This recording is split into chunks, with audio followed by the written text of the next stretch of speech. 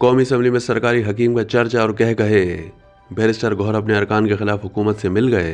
कौमी असम्बली की कानून और इंसाफ कमेटी में सरकारी हकीम का चर्चा और कह कहे, जिसने निजी कानून साजी रोक रखी है। तहरीक इंसाफ के चेयरमैन बैरिस्टर गौहर अपने अरकान के खिलाफ हुकूमत से मिल गए और उनके खिलाफ वोट देकर उनके मुसव्वदात मुस्तरद करा दिए। वजीर कानून और पार्लिमानी उमूर आजम नज़ीर तारड़ की तहरीक इंसाफ के साबिक वजीर इंजीनियर अली मोहम्मद और साबिक गवर्नर पंजाब लतीफ खोसा की पीपल्स पार्टी के डॉक्टर नफीसा शाह से तलखी। कमेटी के चेयरमैन महमूद बशीर ने दावा किया, पाकिस्तान की आबादी 25 नहीं 30 करोड़ है। कौमी असम्बली की कायमा कमेटी बराए कानून और इंसाफ में एक सरकारी हकीम के तस्करे पर उस वक्त कह कहे बिखर गए जब हिज़्ब इख्तिलाफ के एक रुकन ने निशानदही की कि एक सरकारी हकीम पूरी निजी कानून साजी से रोक देता है।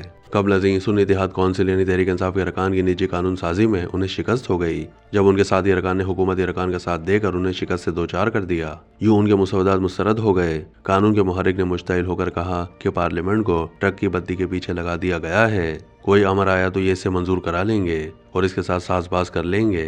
कानून इंसाफ और पार्लिमानी उमूर के वफाकी वजीर आजम नज़ीर तारड़ बहुत ताख़ीर से इजलास में पहुंचे तो उससे पहले कि कमेटी के चेयरमैन चौधरी बशीर महमूद या दीगर अरकान उस पर उनकी सरजनिश करते कि बहुत सख्त माफ़ी चाहता हूँ कि बहुत दूर से भागा भाग आया हूँ। इस तरह कार्रवाई जारी रही।